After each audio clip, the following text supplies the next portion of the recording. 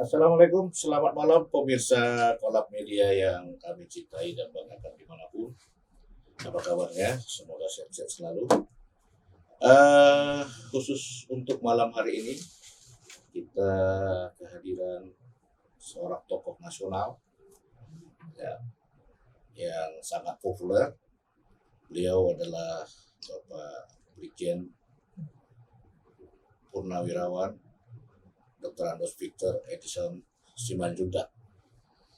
Mungkin saya tidak banyak berbicara tentang prestasi beliau, tapi barangkali Indonesia punya kepentingan dengan sosok beliau karena kasus-kasus besar yang beliau lakukan untuk pembersihan kota Indonesia ini. Saya pikir cukup besar prestasinya, seperti misalnya pemberantasan korupsi dilaksanakan migas, Pak ya. Termasuk juga Pelindo dan lain-lain besar. Ya. Jadi kita kehadiran beliau hari ini dengan undangan memang ada hal-hal yang akan kita bicarakan kepada beliau. Selamat malam Pak Victor. Malam Bang Sabar. Ya, gimana sehat Pak? Sehat, ya mudah-mudahan kita semua sehat lah. Ya, terima kasih. Pak, ini belakangan ini Bapak aktif di DGP, Pak ya, DGP Dulur Ganjar Pranowo. Iya. Dan Bapak di sana adalah sebagai pembina. Ya. Pembina di pusat ya. Ya, Ketua Dewan Pembina. Ketua Dewan Pembina. Mungkin ini dulu Pak pertanyaan kita Pak. Itu DGP itu seperti apa? Apa itu DGP Pak? Silakan.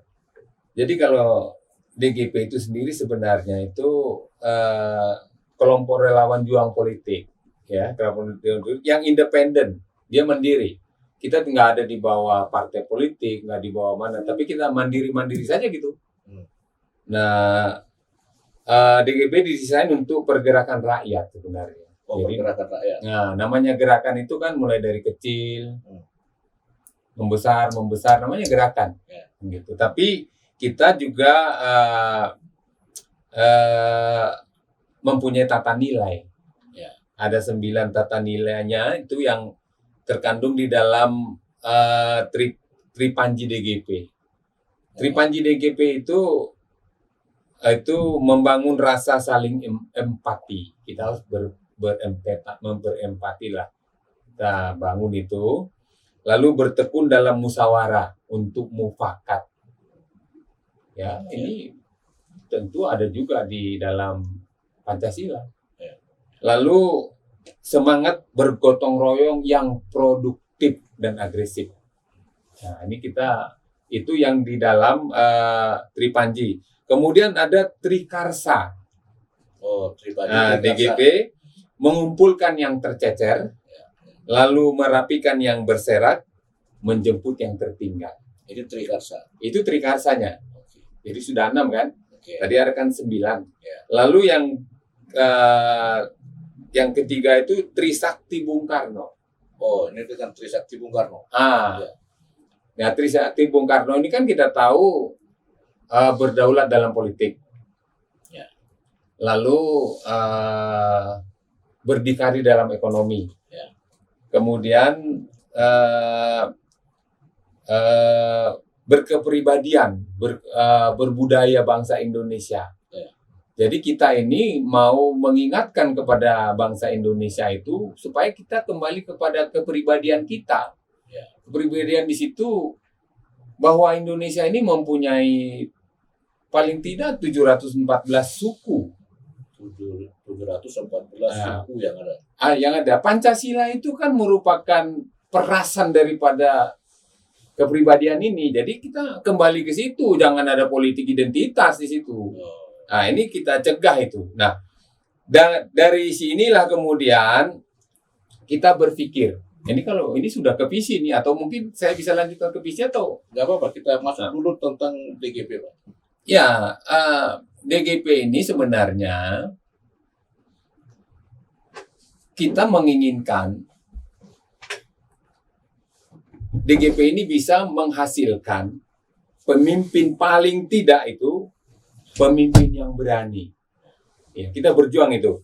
Yang dapat berpikir jernih terhadap arah masa depan bangsa dan negara. Berpikir jernih terhadap itu. Berani Apa kriteria berani di sini ini? Kita nggak usah terlalu berpikir terlalu jauh, berani. Pak Jokowi itu berani. Dia mengambil alih pengolahan sumber daya alam kita. Ya, paling tidak Blok Mahakam dan sebagainya itu. Saham Freeport dibeli. Padahal ada undang-undang yang mengatakan bahwa sebenarnya itu Indonesia tidak bisa membatalkan sepihak aja perjanjian itu. Tapi Pak Jokowi berani membeli itu. Kemudian juga Pak Jokowi berani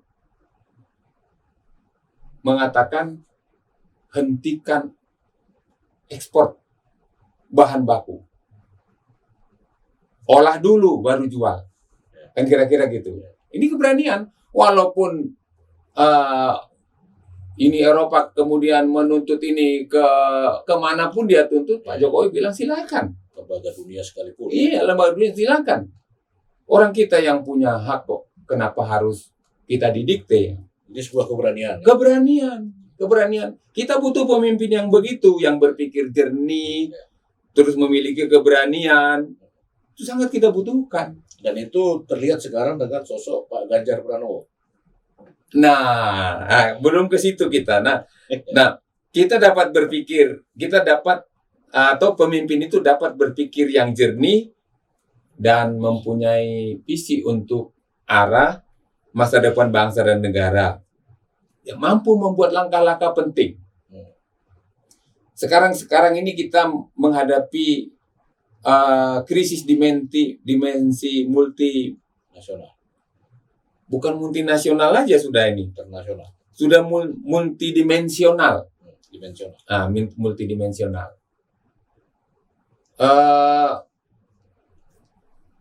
Itu terjadi karena ada COVID-19. COVID-19 belum selesai.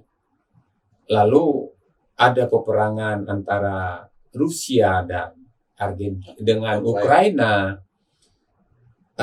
Peperangan ini kan berdampak kepada kelangkaan bahan pangan, apalagi Ukraina itu kan penghasil gandum terbesar, langka bahan pangan. Sedangkan Rusia sendiri itu di sana sumber bahan bakar. Ini langka sekarang, dampaknya ke resesi dunia. Kita lihat negara-negara besar seperti Amerika Serikat sendiri terpuruk, ya, terpuruk. Uni Eropa terpuruk. Banyak negara, bahkan Pak Jokowi mengatakan kasihan, banyak negara akan runtuh. Tetapi Indonesia masih bisa bertumbuh di atas 5% tahun 2022. Bank Dunia memprediksi tahun 2023 saat resesi itu makin dalam, Indonesia akan masih bertumbuh 5%. Luar biasa. Nah, langkah-langkah yang demikian inilah sebenarnya, pemimpin yang demikian inilah yang kita butuhkan saat ini untuk mengatasi krisis pangan dan meneruskan kelanggengan bangsa ini. Untuk melanjutkan kelanggengan bangsa ini. Tapi Pak Jokowi kan tinggal 2 tahun. Betul. Nah, itu dia persoalannya. Tinggal 2 tahun. Lalu siapa yang mampu? Ya, ini dia. Yang mampu ini menurut DGP Ganjar Pranowo.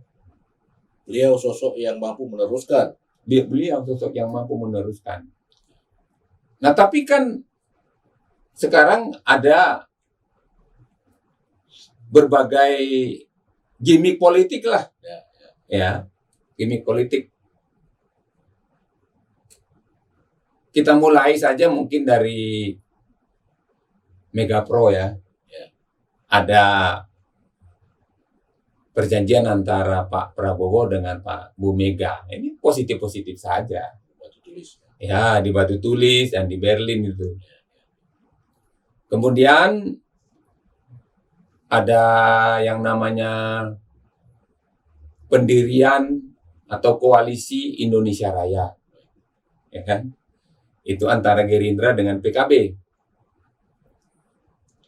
Lalu muncul lagi Koalisi Indonesia Bersatu. Ya kita nggak usah sebutkan lah siapa yang ada di belakang ini. Tapi Indonesia Bersatu itu kan Golkar, P3, PAN. Ya. Kemudian ada pertemuan antara Pak Jokowi dengan Pak Surya Paloh. Ya. Waktu itu saya cermati dalam doorstop Pak Surya Paloh mengatakan sepertinya isinya mau berpisah gitu. Mau berpisah. Berpisah apa ini kan kita nggak paham ini. Baik Pak.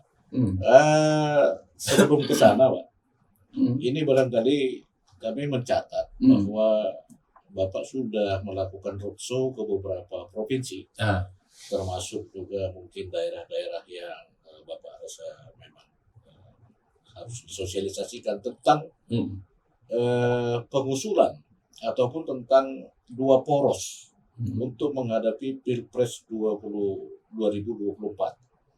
Dan sampai hari ini yang kita tahu bahwa yang kuat menyuarakan ini adalah DGP. Ini tentang dua poros ini bagaimana, Pak? Ya, jadi gini. Sejak 2020, DGP sudah menyuarakan dua poros. Sejak 2020. Ya. Belum ada saya kira pengamat politik yang konsisten menyuarakan dua poros. Ya. Bahkan mungkin lembaga survei pun tidak. Nah, tapi pertanyaannya, mengapa harus dua poros? Ya, itu dia. Nah, seperti saya katakan tadi itu bahwa kita menghadapi krisis multidimensi yang mengakibatkan terjadinya resesi ekonomi yang dalam. Nah, kalau kemudian nanti pada pemilu 2024 ada putaran kedua pemilu, itu sangat merugikan, pemborosan. Kita tidak membutuhkan pemborosan saat ini. Kita mengharapkan 2024 itu pemilu itu demokratis tapi menggembirakan. Tidak terjadi pemborosan, satu putaran saja. Maka kalau begitu harus dua poros saja. Dan apa Bapak yakin ini bisa dilaksanakan dua poros? Saya sangat yakin, DGP sangat yakin bisa dua poros. Kenapa? Karena partai politik pun tidak menghendaki pemilu ini dua putaran. Apalagi misalnya ada calon presiden yang maunya itu menang dengan cara-cara yang tidak benar. Apalagi membawa politik identitas. Nah, ini membahayakan. Kita membutuhkan situasi yang kondusif. Tetapi kemudian ada pihak-pihak yang mau membelah bangsa ini. Oh, begitu. Ya, kita tidak menghendaki itu. Partai politik juga tidak menghendaki itu. Maka pada saatnya nanti juga DGP akan mendesak partai politik membentuk dua poros saja. Ini adalah sebuah kekuatan bahwa DGP akan mendesak partai-partai politik untuk mengadopsi dua poros ini. Dua poros saja. Dua poros saja. Okay. Iya. Itu yang paling tajam di situ, Pak. Terus kan, Pak? Iya, kita tahu lah kemarin Pak Jokowi menghadapi banyak hambatan-hambatan lah. Saya boleh katakan mungkin ada upaya kudeta. Kalau tidak ada hambatan-hambatan seperti itu, mungkin kita ini sudah melejit ekonominya. Tapi kan energi pemerintah ini habis untuk menghadapi demo berjilid-jilid yang tidak ada artinya itu. Untuk apa itu? Kita jangan lagi disibukkan dengan masalah-masalah seperti itu. Kita mau membangun, kita mau mensejahterakan rakyat. Semua itu bisa terjadi kalau negara ini kondusif. Ya silakanlah bersaing dengan jujur, jangan dengan macam-macam itu. Ya luar biasa. Kalau saya mengamati apa yang sudah Bapak sampaikan, sepertinya DGP ini sudah mengamati semua tentang bangsa ini, ya. Termasuk dengan keadaan bangsa, dengan keadaan dunia, dengan sosok-sosok tokoh-tokoh politik yang ada baik di tingkat nasional maupun internasional. Saya melihat ini DGP sebuah lembaga pengamat ini ya, yang luar biasa karena banyak hal yang dibahas termasuk tentang eh, tadi itu ya, ada beberapa poin-poin tadi itu yang disampaikan Iya. ya. Jadi saya melihat yang pertama, ini sudah berapa provinsi yang Bapak kunjungi untuk konferensi pers? Sampai saat ini sudah yang formal ini ya. Ya. Yang formal itu 3 sudah. Ya. Yang Jakarta. terakhir kemarin di Hotel Polonia, Pak ya. Ya, terakhir kemarin di Hotel Polonia. Dan kita ini tentu akan tetap roadshow Ya. 2 poros ini sampai partai politik mendengarkan dan kemudian mewujudkan. Ya. Nah, kalau tidak didengar ya kita desak, langsung aja kita Ya, desak gitu aja. Gitu ya. Ya. Jadi langkah sosialisasi berikutnya, kita punya ending time misalnya untuk pengajuan ini di tahun depan setelah beberapa daerah roadshow, begitu Pak kira-kira? Ya, roadshow ini bisa berlangsung lama, bisa juga singkat. Ya. Kalau kemudian partai politik menyadari partai politik itu bisa mengetahui hakikat ancaman, kalau ini berlangsung pemilu ini berlangsung ribut atau 2 putaran dan sebagainya, kalau ini dipelajari, pastinya mereka harus segera mengambil tindakan.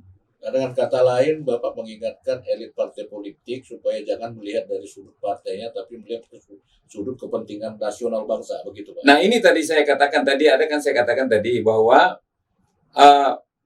kita membutuhkan pemimpin yang mampu membuat langkah-langkah penting dalam menghadapi krisis multidimensi.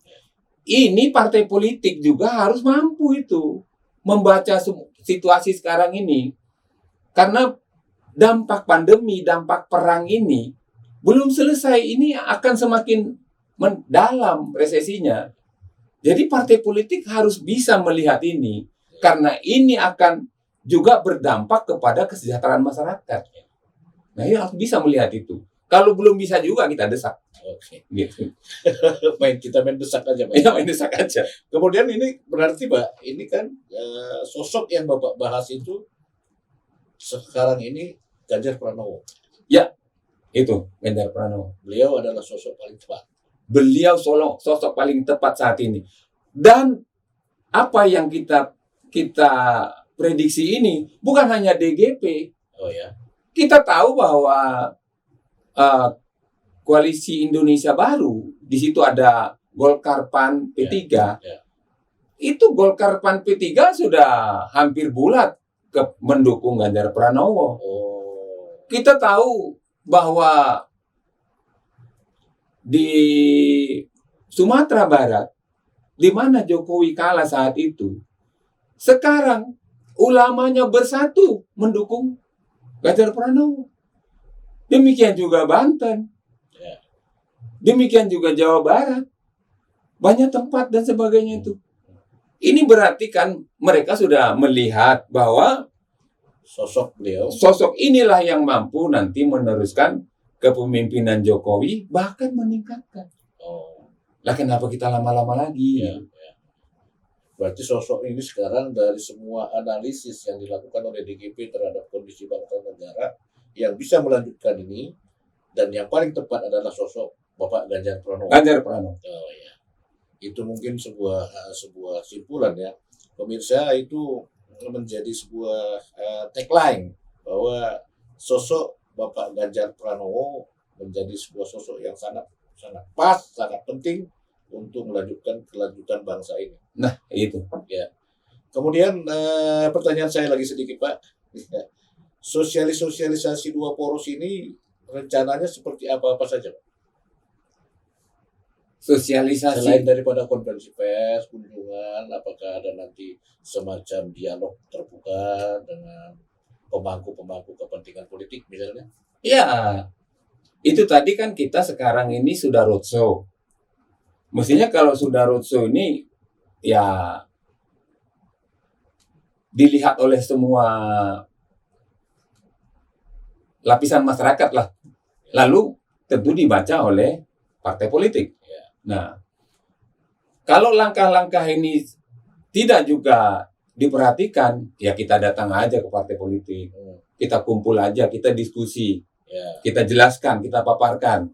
Nah, segera saja diputuskan kan gitu. Kenapa harus dua poros? Kenapa kita memperjuangkan dua poros? Apa resikonya nanti?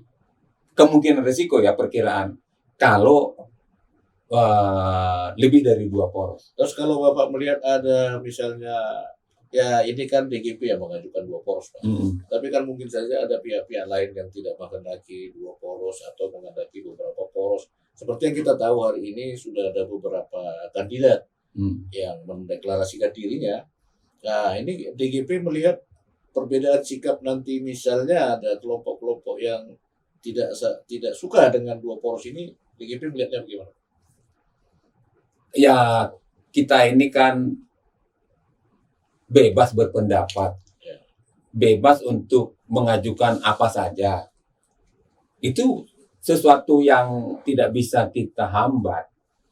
Tetapi kita mempunyai metode sendiri untuk kemudian mengeliminir maksud-maksud mereka yang kemudian ada 3 poros lah, 4 poros lah, dan sebagainya. Nah, dengan argumentasi yang benar, dengan argumentasi yang sudah saya jelaskan tadi, kita ajak mereka berpikir jernih.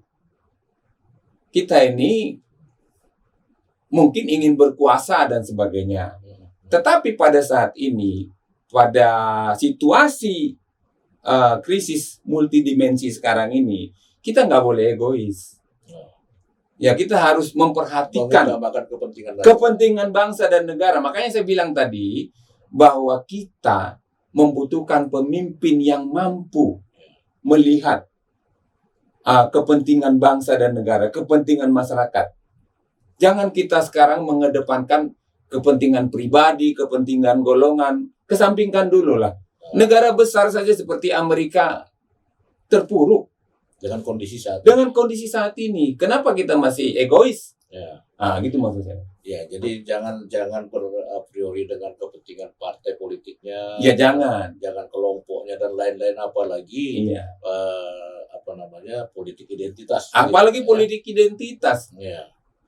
Jadi ini barangkali yang disuarakan terus oleh DGP ya, untuk bisa elit nasional ini berpikir tentang bagaimana bangsa ke depan. Baik, Pak, masih ada pertanyaan kami lagi, Pak. Ya, kemarin Bapak mengadakan konferensi pers ya, tepatnya di Hotel Polonia Medan. Di dalam acara konferensi pers Bapak itu ada pertanyaan-pertanyaan yang mengemuka tentang sosok cawapres. Ya. Kalau kami tidak salah rekam, ada 12 sosok cawapres yang mengemuka di dalam forum itu. Dan kemudian mereka bertanya kepada Bapak tentang hal itu. Pendapat Bapak gimana nih? Penilaian Bapak? 12 ini. Kalau 12 calon wakil presiden itu bukan pendapat DGP. Oh, bukan DGP? Bukan. Ini yang mengemuka di... Iya, kita bertanya sebelum konvers, kira-kira 2-3 hari sebelum konvers kita sudah tanya. Kira-kira karena kita kan membawa calon presiden ya.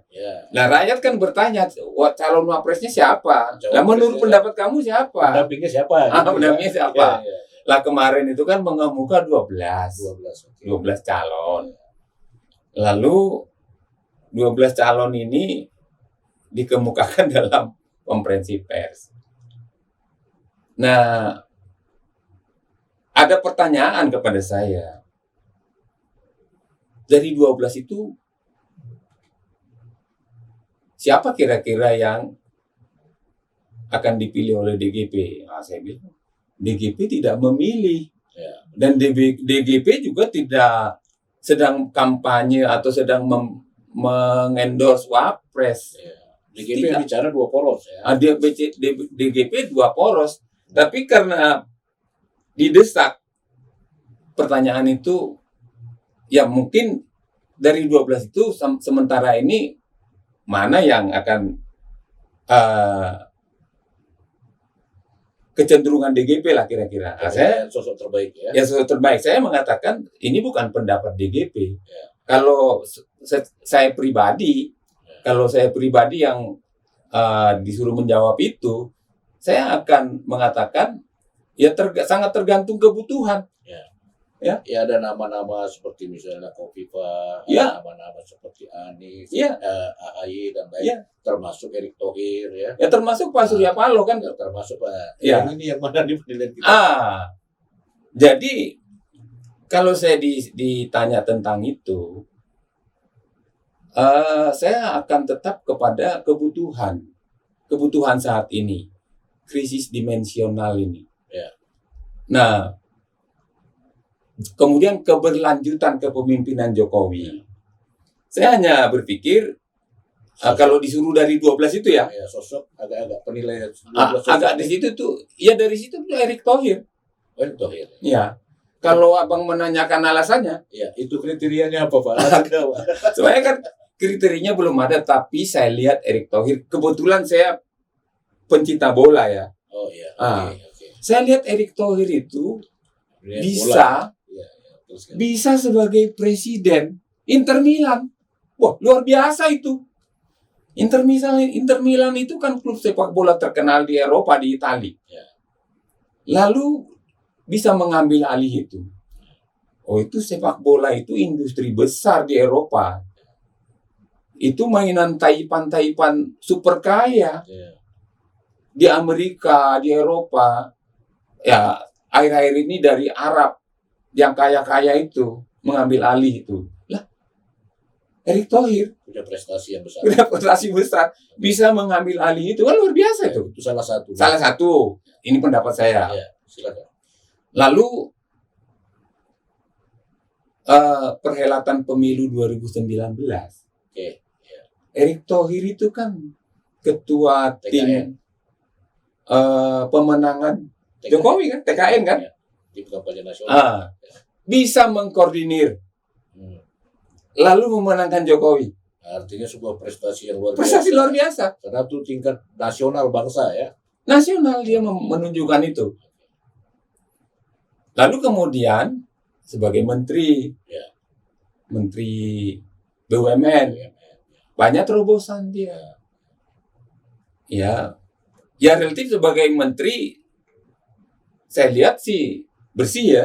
Oh ya. Pengamatan saya, nggak tahu orang lain. Ya tentu dia masih bisa dikatakan baik untuk itu ya. Di lingkungan Kementerian BUMN itu ya. Ya, di lingkungan Kementerian BUMN. Ya. Kemudian sebagai Menteri BUMN, tentu Erick sangat paham program-program Jokowi yang kemudian mampu membuat ekonomi Indonesia ini bagus kan. Sangat paham dia. Lah kenapa kita memilih yang lain kalau ada yang paham? Kira-kira ini pendapat saya nih. Ya. Kemudian juga Erick itu kan boleh dikatakan apa masuk milenial apa dia itu ya. Masih muda kan? Pemuda kan? Yang sampai saat ini dia masih bisa diterima oleh semua kalangan. Betul. Ya kan? Nah, kita butuh itu. Ya. Jangan ada yang resisten. Ya. Nah, kalau masih bisa diterima semua kalangan, kenapa tidak? Kira-kira ya itu paling tidak itu dulu lah saat ini kan kira-kira. Jadi saya bisa menyimpulkan ini pertama tentang sosok Pak Erick ini menurut penilaian Bapak sendiri. Iya. Ya, pertama beliau adalah tokoh olahraga internasional. Wah, iya betul. Kemudian juga beliau sukses di dalam memimpin sebuah peta politik ya, Iya. di dalam TKN 2019 kemarin. Iya. Kemudian juga beliau sosok yang sangat mumpuni mengatur perekonomian Iya. di kementeriannya. Termasuk juga beliau adalah tokoh-tokoh pemuda yang bisa masuk ke semua kalangan. Nah, itu dia, itu penting itu. Saya pikir itu Pak ya, menurut penilaian saya. Iya. Jadi dengan poin-poin inilah, menurut penilaian Bapak bahwa sosok yang tepat untuk menjadi cawapres itu adalah Pak Erick Thohir, begitu Pak? Ya, saya pribadi. Nah mungkin DGP nanti waktu ke depan bisa melihat itu. Oh ya. Ya kan gitu. Ya, mungkin sampai saat ini begitulah penilaian yang dilakukan oleh Bapak tentang pertanyaan wartawan kemarin di konferensi pers. Betul ya. Tapi yang pasti bahwa hari ini bahwa DGP tidak berbicara itu Pak ya. Enggak, belum. Belum. Yang pasti DGP sekarang ini hanya punya misi dua poros. Itu penting. Dengan pertimbangan-pertimbangan yang sudah Bapak sampaikan tadi. Betul. Demi kepentingan bangsa dan negara Pak ya. Iya. Baik. Pemirsa, cukup jelas dan terang ya. Ini memang ya seperti ini gayanya kalau Pak Victor sudah hadir ya. Karena beliau juga kan salah satu tokoh asal Sumatera Utara. Jadi kita belum berhenti dulu karena kita mau tanya dulu beliau ini. Ya, mumpung kehadirannya ada di Sumatera Utara di podcast kita ini, kita mau tanya ini gimana beliau melihat Sumatera Utara khususnya Kota Medan saat ini. Silakan, Pak. Ya, saya tidak terlalu bisa menilai Sumatera Utara. Tapi kalau berbicara Kota Medan, saya hanya terkesan kepada Pak Bobi yang masih muda itu. Oh ya, Pak Wali Kota. Iya, Pak Wali Kota. Dia ya yang saya amati dia langsung turun ke masyarakat, cepat turun ke masyarakat. Reaksi langsung. Iya, apakah ini kemudian meneladani Pak Jokowi atau tidak kan kita nggak tahu. Ya pasti ada lah itu teladan begitu ya. Lalu yang agak berani juga, kan itu lapangan Merdeka itu dijadikan apa itu tempat-tempat makan-makan, pusat kuliner tuh. Ya boleh lah pusat kuliner, tapi tidak harus di situ kan. Dan gitu tidak harus di situ. Itu kan fungsinya sudah berbeda. Lalu Walk ya, dengan kata Merdeka Walk. Merdeka Walk itu, kan gitu. Ya. Nah, kemudian Bobi melihat itu mungkin kan tidak benar ini. Dia berani membersihkan itu. Dari situ aja dulu lah. Ya kesan saya dari situ aja dulu. Itu sesuatu yang prestasi. Ya, bisa kita anggap prestasi, tapi saya lebih menyebut itu kepemimpinan yang berbeda. Kepemimpinan yang berbeda saat ini dengan yang lama-lama mungkin juga dengan gubernur. Gitu. Berarti ini menurut penilaian Bapak ada sebuah keberanian kecerdasan demi kepentingan Kota Medan yang dipimpin saat ini oleh Pak Wali Kota Pak Bobi Nasution, Pak ya. Yang mudah-mudahan itu suatu awal yang baik untuk menempa dia. Kalau mungkin akan meningkat lah menjadi pemimpin yang lebih kita sangat berharap begitu supaya Sumatera Utara ini cepat berubah lah. Baik. Terima kasih untuk pandangan tentang Kota Medan, pemirsa. Kita sampai di ujung podcast ini, ujung waktu podcast ini. Terakhir, Pak, closing statement Bapak tentang dua poros ini. Jadi perjalanan Bapak selama ini roadshow dan sebagainya, dan termasuk juga penegasan yang paling penting dari podcast ini tentang dua poros ini. Closing statement Bapak. Ya, saya hanya berharap partai-partai politik itu